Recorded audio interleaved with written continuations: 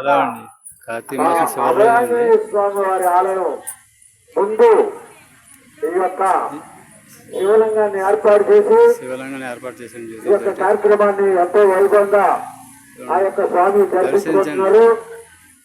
అందులో మనందరూ కేవలం నిమిత్త మాత్రమే కానీ అందరూ కూడా అవకాశం ఇచ్చి వారిని కూడా సంతృప్తి పరచవలసిందిగా కోరి మరీ మరీ ప్రార్థిస్తున్నాం.